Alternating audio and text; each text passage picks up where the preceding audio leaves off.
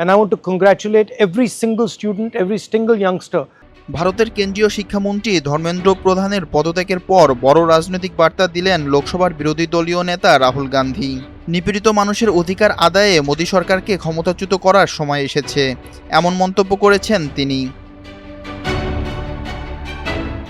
এছাড়া ভারতের কৃষক, শ্রমিক, দরিদ্র ও এই সরকারের হাতে নিপীড়িত প্রতিটি মানুষের প্রতি সমবেদনা জানিয়েছেন রাহুল গান্ধী। তিনি বলেন, সত্যিকারের সাহস হলো সাংবিধানিক পন্থায় নিজের মর্যাদার জন্য অবিচল থাকা। ভয় না পেয়ে ঐক্যবদ্ধভাবে রুখে দাঁড়ানোর আহ্বান জানিয়ে রাহুল স্পষ্ট ঘোষণা দেন, এই দুর্নীতিগ্রস্ত সরকারকে সরিয়ে দেওয়ার সময় হয়েছে। রেইনবো অ্যাক্রোপ্লাস্টে অ্যাক্রিলিক এমালশন থাকায় মুছে ফেলা যায় যে কোনো দাগ সহজেই। Rainbow paints, colour of joy. And the students have pain about how they have been treated. শনিবার 25 জুলাই সামাজিক যোগাযোগ মাধ্যম এক্সে দেওয়া এক পোস্টে রাহুল গান্ধী বলেন, ধর্মেন্দ্র প্রধানের পদত্যাগ দেশের শিক্ষা ব্যবস্থাকে ঢেলে সাজানোর পথে একটি বড় পদক্ষেপ। একই সঙ্গে তিনি দেশজুড়ে আন্দোলনে অংশ নেওয়া শিক্ষার্থীদের অভিনন্দন জানান। हिंदुस्तान के स्टूडेंट्स सड़क पे है तो ऑपोजिशन को भी सड़क पे होना चाहिए। পোস্টে তিনি লেখেন, সারা দেশে শিক্ষার্থীদের জন্য আমরা গর্বিত।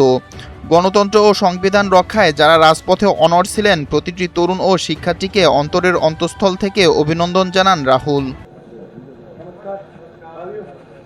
তিনি আরও লিখেছেন, এখনও দুটি দাবি রয়েছে যা পূরণ হয়নি, আর তা হলো শিক্ষার্থী এবং ভারতের ভবিষ্যৎকে সম্মান জানিয়ে প্রধানমন্ত্রী নরেন্দ্র মোদীর ক্ষমা চাওয়া এবং শিক্ষার্থীদের উপর সহিংসতার জন্য দোষীদের বিরুদ্ধে ব্যবস্থা নেওয়া। There is still two demands outstanding. The first one, and most important one, anybody who has raised a finger on our students, beaten them, shot at them, has to be held accountable. People who've organized it, people who've implemented it, all have to be punished. And the final demand, that the Prime Minister of India, out of respect for the students of India, out of respect for the future of India, has to apologize to the students who were brutalized and attacked.